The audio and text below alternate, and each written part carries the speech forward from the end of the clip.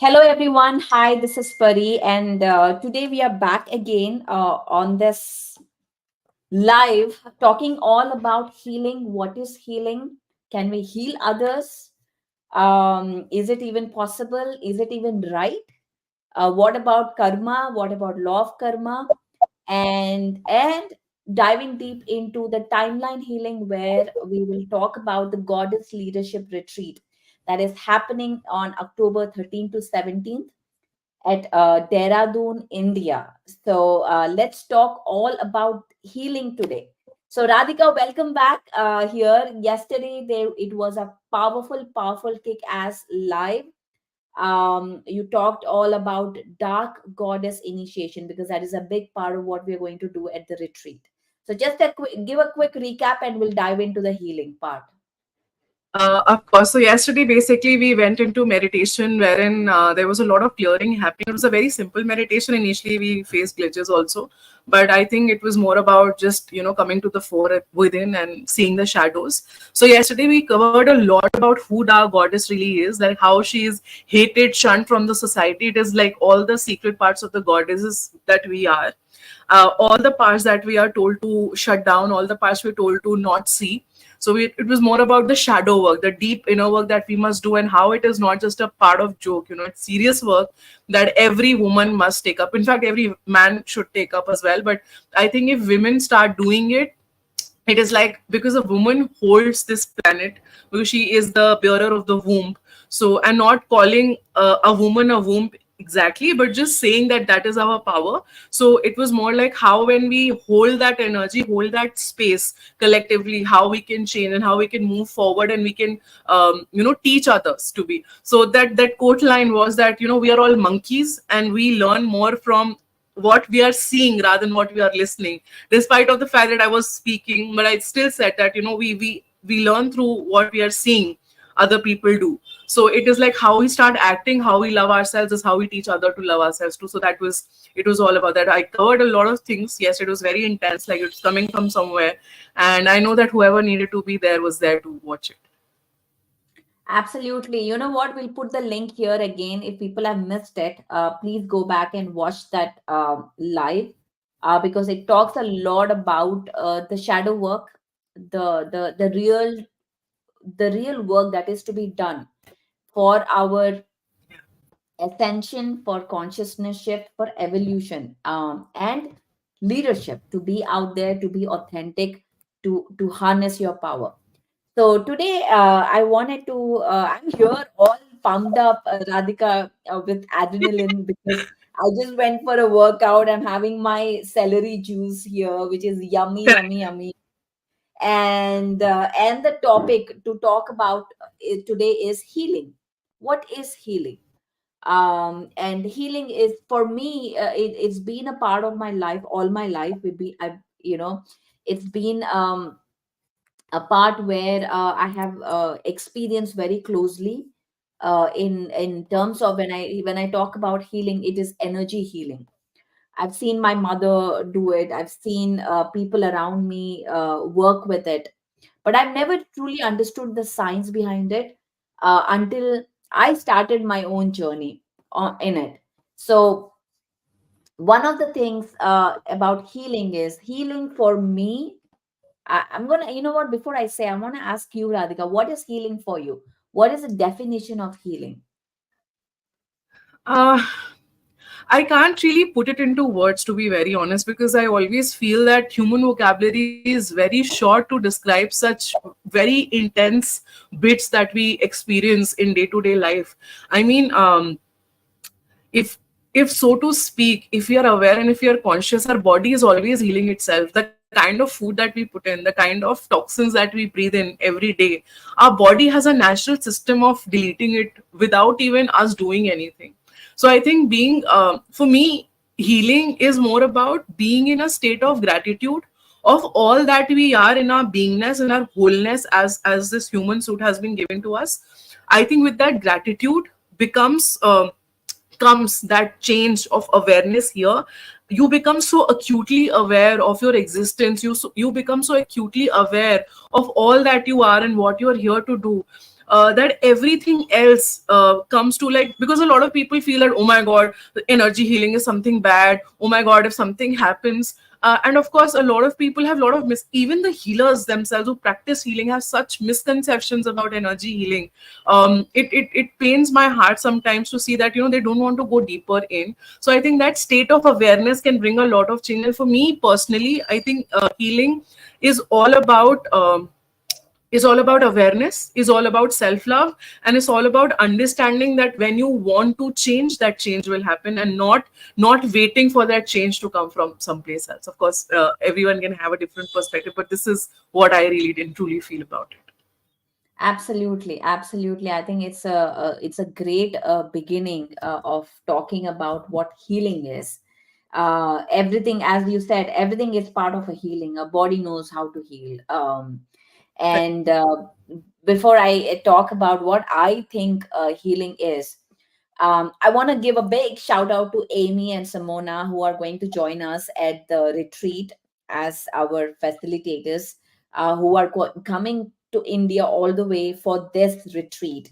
So, again, guys, October 13th to 17th, we are going to be at Dehradun, India, at this goddess leadership retreat, like a big drum roll right now, because it's a 4 night 5 days retreat of magic, of leaders, of connection, of community, much much much more. And this is a retreat about healing. Now for me, healing is all about connecting to the source, connecting to the truth. Any distortion that forms in that connection to you and your truth, to you and the source, creates a distortion, creates a block in whatever subtle body that is. Whether we have different subtle bodies, we are not just physical beings, we are not just matter beings, we are energy Correct. beings. And when we are energy beings, that subtle, that the concept of separateness, the concept of you and I, the concept of ego separating each other, creates a distortion, which in turn creates that block in these subtle bodies. And healing is all about getting back to your truth, getting back to that source energy, connecting to the source energy, and becoming that one being, that connected being. And that is healing for me.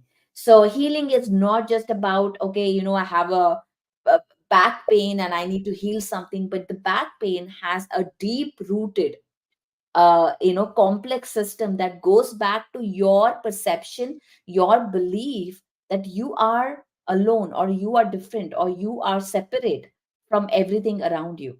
So healing is about getting back to your truth, getting back to your heart, getting back to your core. So there is a different types of healing. And then first thing is, there's a lot of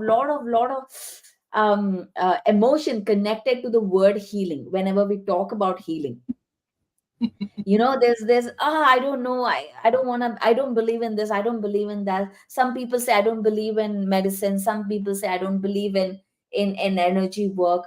There's a lot that comes together. Yes, see, our bodies are chemical as well. Our physical bodies are chemical, but they are the chemical, that is the physical representation. But at the back end, the operating system is energy blueprint. It is the information packets coming together.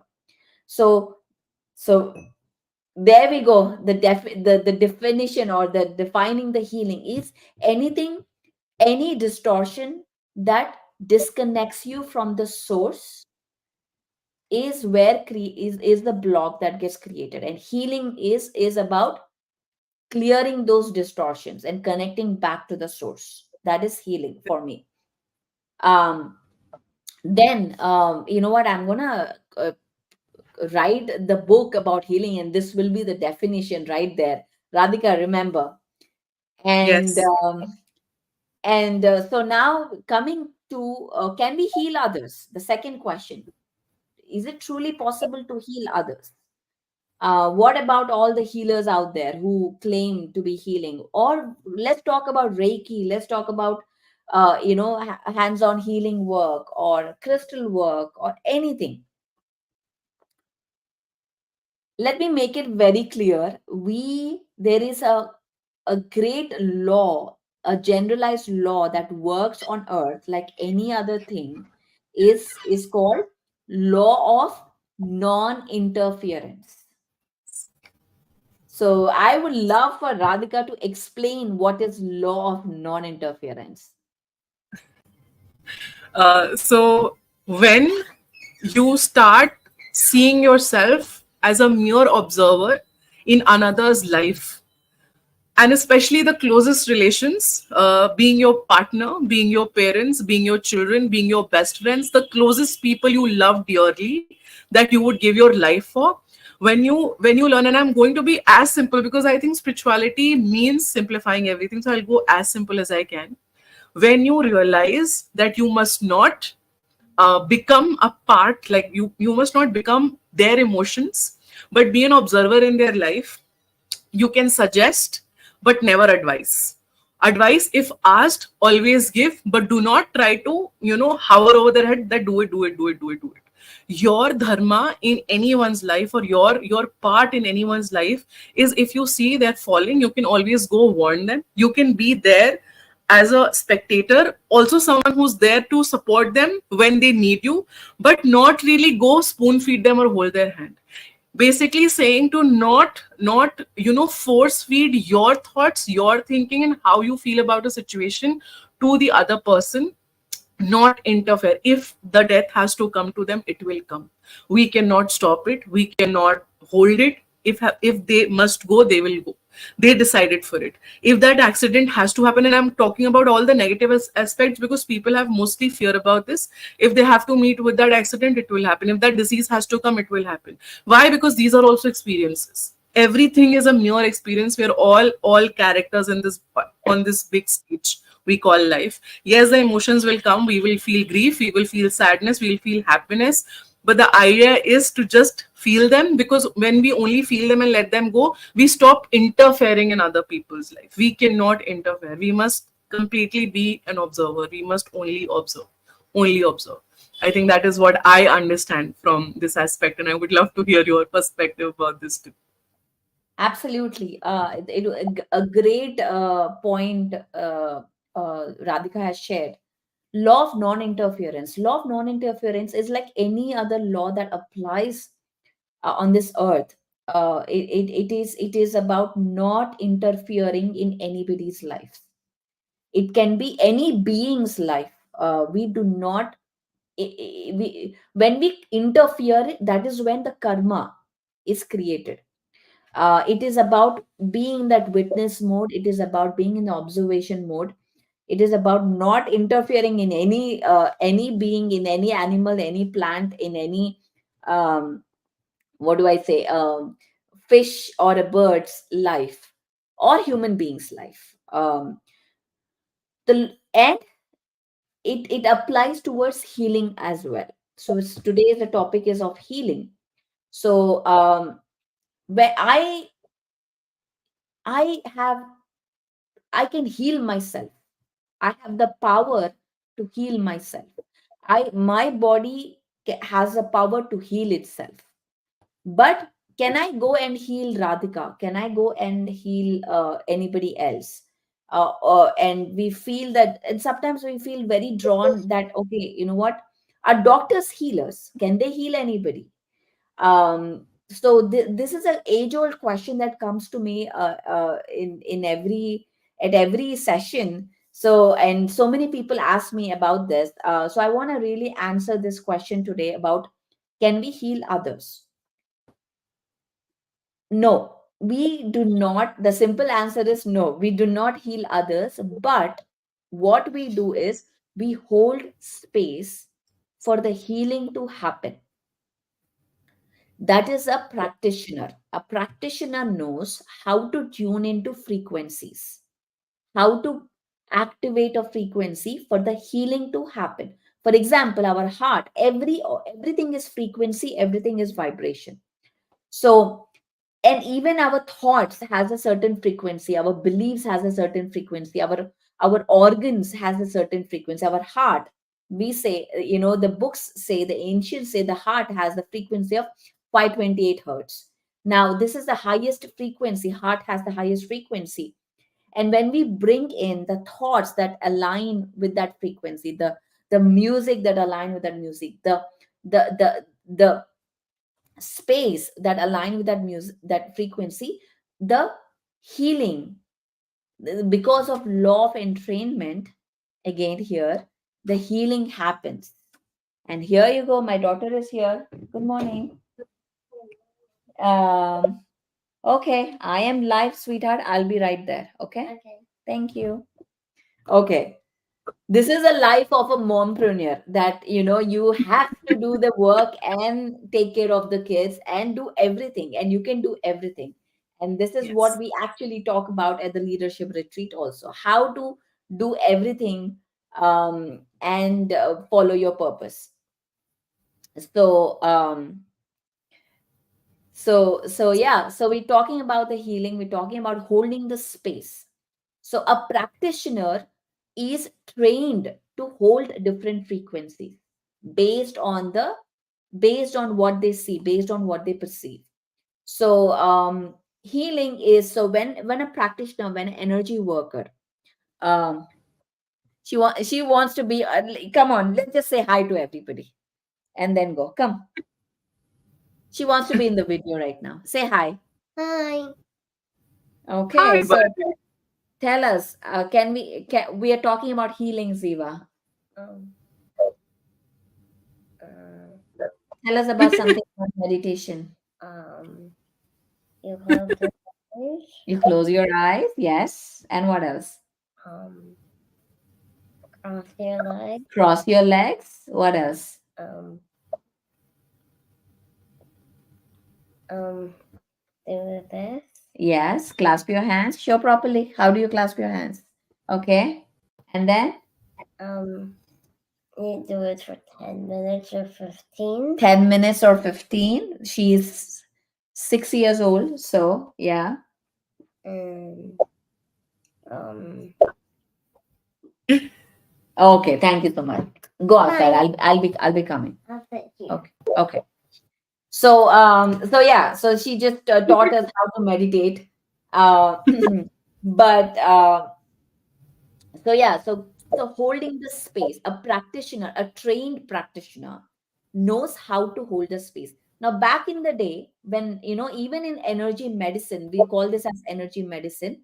Um, there were different techniques. So back in the day, when I grew up, what I saw was that when you're holding that channeling that energies, you tend to take up that energy, that frequency, and process it through you. And now in the whole new science of energy medicine, you don't do that anymore. So this is called there is sympathetic energy medicine and non-sympathetic. So we are doing the non-sympathetic, where we hold as a channel for that frequency and allow that energy to go ground into the earth, where mother earth is the biggest healer. So I do not hold any of what I am working on. So how to shield. Shielding is very important. How to work, protect your energies, so nothing outside of you affects you, or nothing of yours, because there can be your own trauma that can be reflected out there. There can be your own blocks that can come out. So how do you not allow that to happen, interfere? This is where it is. So we do not allow to interfere your own karma or their own karma on you, or impress each other, and allow that energy to flow in through the earth, is the technique or the practice of healing. And this is, and only a trained, a practitioner knows how to do it. There is a whole protocol to it. And this is where I actually teach about energy work. I teach how to do the grounding, how to shield yourself, how to connect without interfering. So all of this is a process. So, to the answer, I hope I answered the question of, if anybody has that question, can we heal others? Can we do this? Is it not wrong? Is it not interfering in karma? Yes. If you do, and also whoever you're working with, even to hold that energies, you need to have a permission from their higher self. Very important, permission from their higher self. If you do not have that, and how do you know you got the permission? That is where meditation come into play. That is where connecting to your intuition. So meditation is the key foundation for this whole program. If you don't have meditation, then you have to first go back there, start with that, and then come to energy work. So yeah, so the we answered a, I guess, a very important question of, can we heal others? And now I would like to go into the topic of timeline healing. What is timeline healing? And this is a major part that we will be addressing at the workshop, at the retreat, both at Mount Shasta, if you're here listening. And I'm doing a retreat on July 18th, in just a month, July 18th, less than a month, 18th to 22nd, at Mount Shasta, California, where we have an intimate group of women coming together for again 4 nights and 5 days, working on one of the aspect what we will be doing is timeline healing. We have past lives, we have future lives, we have been on so many different planets, we are eternal travelers, and we are not this body, we are souls, we are that energy, the consciousness. And first is step is to understand that, and a great book for me that introduced that concept to me is Many Masters Many Lives by Brian Weiss. If you haven't read that book, please go ahead and read that book so you understand the concept of lives, past lives. And having that information is essential, crucial, because information is light. Light is information. When you hear something new, when you read something new, when you talk something new, a new light codes get activated within you because it's all in you. So information is light. So knowing about past lives exist gives you a whole new perspective in life. And even as a child, I loved that concept, and I just knew that it was true. There was no question about it. You just know it. And I think the children, when they listen, they know it, and we as adults, we brainwash them, we program them to thinking that is all nonsense. So timeline healing is about going into connecting with your past lives and future lives all together, and sending that resonance frequencies into the lifetimes, into the exact, because we are cyclic. You know, if there is any trauma in life that happens exactly at the same time in cycles, it will get activated back in different lifetimes. This is called the cyclic pattern that happens. So in this present time awareness, if we don't heal it, if we don't heal it in the sense of, if we don't expand our consciousness, the information, it gets repeated. So when we heal at this moment, we heal the past and the future. Remember, time is an illusion, time doesn't exist. All your past lives, all your future lives are happening in the now moment. They're happening now, right now, as we are speaking. So if there is any in that cyclic pattern in the time, any traumatic event that happens, it affects your present, it affects your future. So working on your healing right now in this moment heals your generations, your future and past, and your past lives as well. So this is a very powerful concept and work that can remove those distortions that is holding you back. You know, you are trying to achieve your goals as a leader. You're trying to move forward. You're trying to you know, uh, go towards the success, impacting the world, but yet something is holding you back. And so many times I've sensed that this cyclic patterns that affect from lifetimes are the reason for that to happen. So when we step into this work, into this energy work, into this healing work, so first thing is we must remove all the negative connotation towards the word healing. When you say healing, do you feel anything in your body? Do you feel constricted? Do you feel like, oh, you're doing something not right? Or if you feel something, first thing is we need to clear that off, and then we start working towards energy work. So Radhika, ask me any questions. What do you think about this timeline and the importance of this in our goddess leadership retreat? Yes. So first thing is, I actually had a lot of questions, but I want to start by saying that how beautifully everything has been married to each other. Because when Pari told me the concept of timeline healing for the first time, I was like, wow, this is exactly, because if we talk about the dark goddess Kali, especially because yesterday we did Kali initiation as well. Kali in itself is the feminine counterpart of Kal, that is time, right? And we're doing timeline healing. So like Shiv is like the epithet of Kal himself. So that is why Kali is also called the consort, like the true soul flame of Shiv. That is. So when we're talking about it, everything is marrying each other, because when we start doing this shadow work, especially, it is all like when we go into the timeline healing after that, it's like, that something cyclic is going to break, because you know that when you start initiating, and the first thing to understand is nothing, any work that we are doing, healing, initiating, awakening, whatever it is, nothing external is happening, everything is internally happening. We are that, how beautifully Pari said that the light codes get activated within us, because it is all within us, it is nothing outside of us, everything is right here. So this particular timeline healing is where we are actually calling in time, we're calling Kal, we're calling time, and we're asking, because time is only existent on earth, there is no time beyond this time. But earth needs time, it needs time, because we need to be in a certain cyclic nature, otherwise we will lose ourselves in this human body.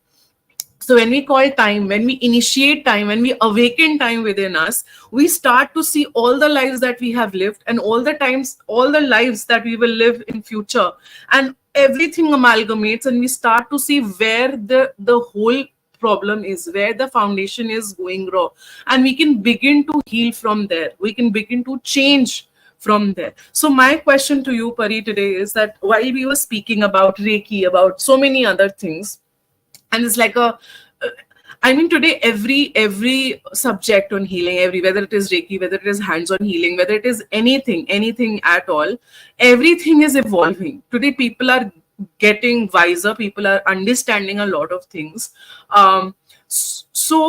My question is, why is there, where the healing part comes, do you think that that problem, the whole issue comes from the place because people start to get that ego, that I am doing the healing, I am such a great master, I am this and that. So do you think that ego plays a role, and if so, how can we tame it? Because it is like a demon coming to the fore. So how we can tame that ego demon? Because ego in itself is not a bad connotation, ego in itself is not bad. When we connect ego to identity, wherein I'm saying, okay, in this human form I am Radhika, she is Pari, and this is, there is the identity part, ego is fine. But where does it become the demon? So I really want you to throw some light on this. Well, it is definitely the ego. When we do something, when things, it is also the social conditioning, the collective programming that comes into the way we treat doctors in the country like India. Doctors are treated as gods, as because they can heal somebody or fix somebody, and there's a whole social conditioning towards that, and also the brainwashing that happens, that okay, in either case, whether it is okay, energy work doesn't work, that is not healing, or the energy workers blaming the doctors, in any case, the rule of the rule is that there is no judgment. First thing is, there is no judgment, we should not judge each other. The second point is, there is a it is a very complex system of subtle bodies. The great book called the Vibrational Healing by Richard Gerber is a textbook in this. When I remember when I was studying about crystals, and I was that was my textbook, and my father, he saw that and he was like, yeah, I mean, this is, he told me that, yeah, this is your textbook, this is he read that when he was, the in the initial days he read that. That is a very old book. So the concept of subtle energy, it's not a simple, straightforward, and people still are working, are learning about it, the whole concept of field. So there is nobody that knows everything. Nobody. We are all learning. Even the greatest teacher is learning. Yeah. So saying that I can heal you, when we just touch the surface of it, not even getting into it, just to touch the surface of it, is something which traps us, is something which traps us into our own, holds us back into our own evolution.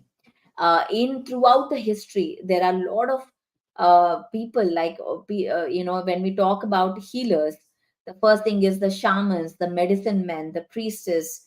Yeah. All these people have studied that subject in depth.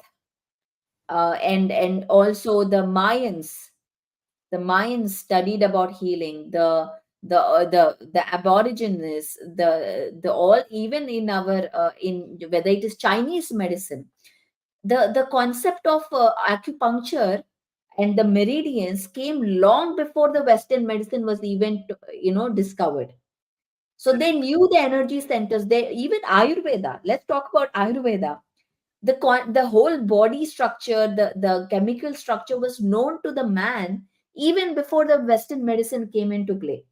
And the Western Correct. medicine was developed from studying the dead bodies. That is how it was studied. Um, so there was no prana when the Western medicine was. They didn't consider the concept of prana with Western medicine. So Correct. there are these, the Western medicine and the Eastern medicine is a bridging. Both are required. See, if I break my bone, I need to go see a doctor who can fix my bone. If I break Correct. my teeth, so both are essential. Both are essential in a way, but there is should not be any judgment in any way. Correct. Correct. When we get into judgment, when we say, "Oh, you are wrong, I'm right," or "I'm wrong, I. you're right," Oh my this God. Yeah. whole trap comes in. Absolutely, Pari. And in fact, when you are saying all of this, it reminds me of Rishi Sushen, the first surgery that was and there are, I mean, you can deny everything, but you can't deny facts. You can't deny things that are already been written that there. When Rishi Sushen performed the first surgery over Lakshman when he was badly hit by the Nagpash that was sent by Indrajit to him, who was also known as Meghnad. So that when that Nagpash came, Nagpash basically in English is that it was like a snake weapon which was thrown towards him, and he went into a coma where nobody knew if he's going to wake up. So that was in those times the surgery was performed, that Sanjeevani was put into his body, and he woke up from that almost death like sleep. I mean, we know Rishi Sushen as the most of the or that sage as the most humble person ever. Like he was not, nowhere where his medicine has been studied. He said, "I am doing something. I am doing something." Yeah, He was like, "I am like how we say, and I love how we say it, Paridhi. Like that I am but a medium. I am but a medium. I chose this path because I wanted to be of help. That when we come from a place of servitude, I think that is where the ego marries the service part, and that is where that non-interference law is accepting, like we accept that law and we stop interfering.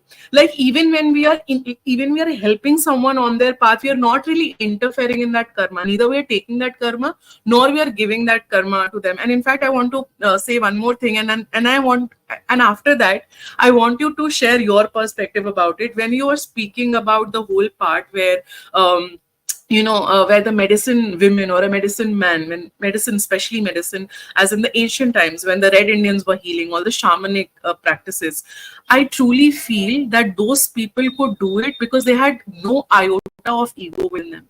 They were not going claiming to be something. In Yeah. fact, people got to know about them because they healed someone just randomly. It's like, okay, I can help you. There was this feeling of service. There was obviously that there was no social media, but even through word of mouth, they never asked the person to go and tell everyone, or like go and just drum around that, oh my god, there is a great sage out there and he or she can help you.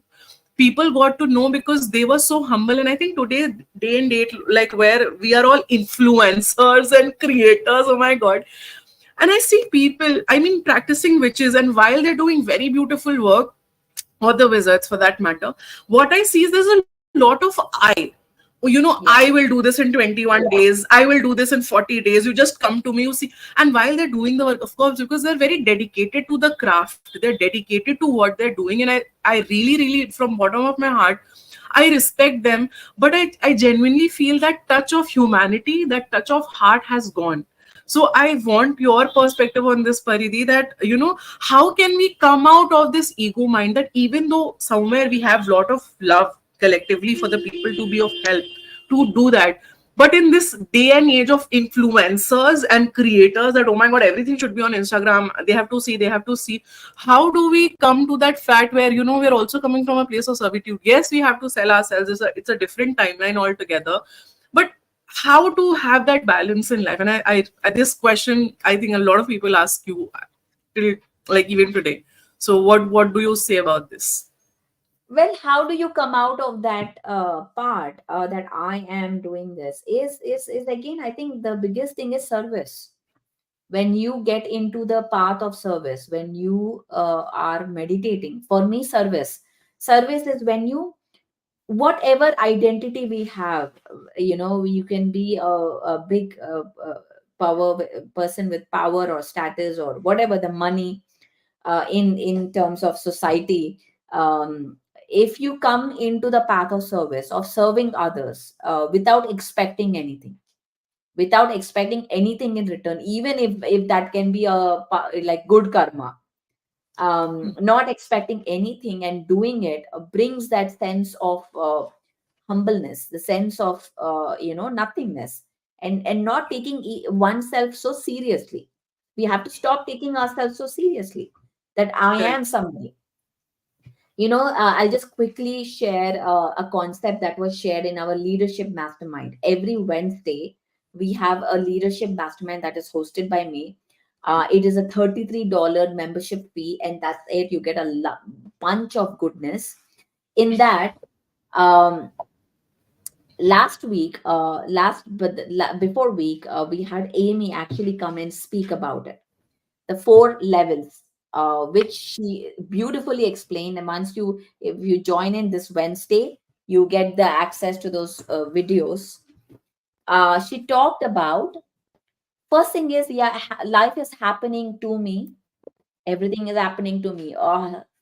This is happening to me. That is happening to me. You're in that consciousness. The next consciousness is, life is happening by me. Then you learn about manifestation, you learn about law of attraction, and then you're like, okay, I am creating my life, I do this. So you come into, and also you feel a sense of, this was a great concept. I'm just summarizing it, what Amy has mentioned. The thing is, you still feel that pull and push of manifestation. Sometimes it's working, sometimes it's not. You're working hard, doing your affirmations, doing everything, and yet it is not working. So you're in Yes. that stage of, I am creating, or life is happening by me. And then the third one, which is, life is flowing through me. Oh, It is so flowing beautiful. through me. Like, you then now surrender to the flow. Like, it is happening through me. I'm just a channel. It is happening through me. And you surrender to the flow, and allow the universe to work through you. That is the third. And the last one is, there is no me. There is no me. Like I am not there. I am everything. You are me. I am you. I am nobody. Or I am everyone. So the consciousness, the true consciousness of no, being nobody, being Correct. nothing, and Yeah. being just a witness is the consciousness. So this was the path. This was so beautifully explained. I love this concept. And again, guys, leadership mastermind for all the leaders, aspiring leaders who want to up level them there and get into grooming, join us in. I'll put the link as well to join in. Is absolutely amazing. So this is what I'm going to tell you for that question you asked. How do we get out of that trap? Is understanding that at the point, like you get into that, I'm doing this, I'm doing that, but then you understand you're not there. There's no Correct. I there.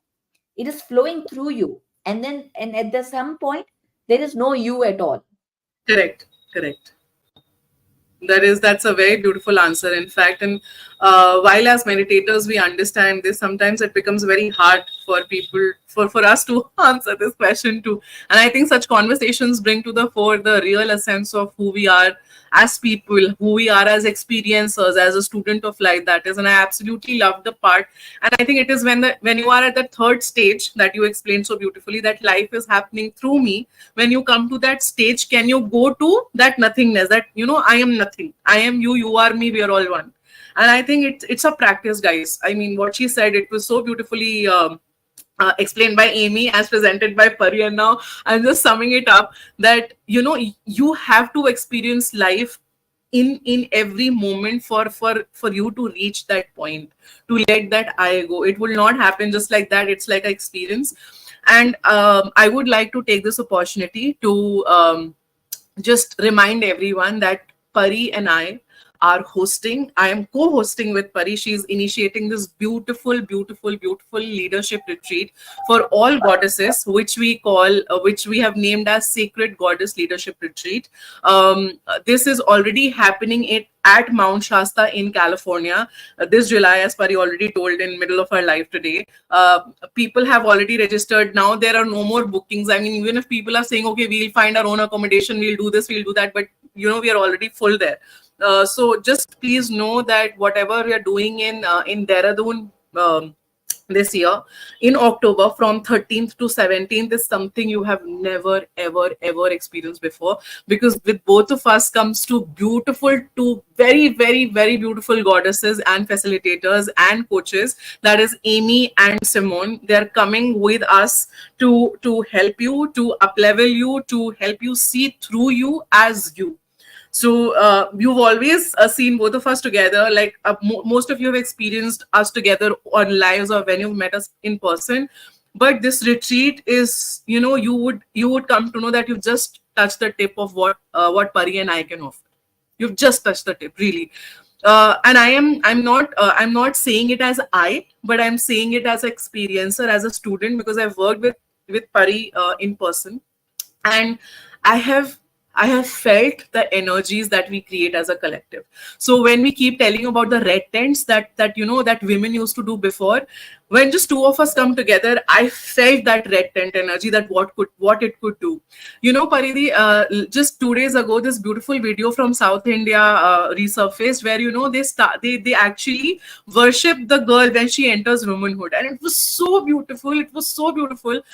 Something is still alive in our culture. In India, in South India, women are treated like goddesses, and that was such a beautiful ritual which women have been doing since past ancient time. So just imagine all of this information, all of this ancient wisdom that Pari has, all of the wisdom that I carry from many, many lifetimes, that you carry from many, many lifetimes, because as Pari said, she, I, you, we are not different. So all those light codes coming together as a collective for those 4 nights, 5 days, and what we can create together.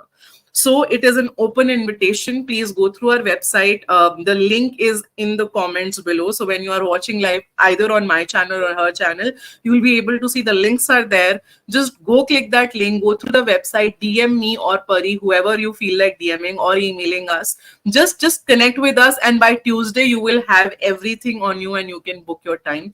Be on the wait list because the spots are filling fast. So it's a call from me to you. It's an invitation from me to you.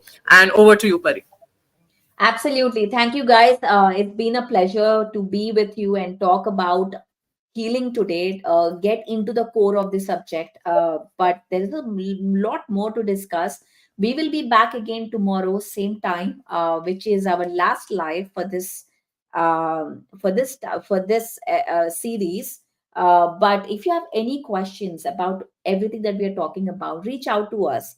Ask questions. What is that you feel that you need more clarification, or if you need more information about the retreat, reach out to us, talk to us, and we can schedule some time to discuss if you have any questions. But again, thank you, Radhika, for this time and leading this session. And tomorrow again, we'll be back understanding about ancestral trauma, Yes. ancestral healing. So we dive deeper into ancestral, the generational healing. So really, really interesting topic again tomorrow. So thank you guys. Have a lovely, lovely weekend. Today's Sunday here. I mean, you guys are done there in India, and we'll see you again tomorrow, same time, 8:30 a.m. LA time, 9 p.m. Indian time. Thank you. Bye And, bye, guys. and before we say actual bye, I want to tell you that tomorrow I have the juiciest questions that I'm going to be asking Pari. So do not miss out that fire because she's going to be answering some very, very, very crazy questions. So yeah, just stay tuned with us and we'll see you tomorrow. Okay, bye guys.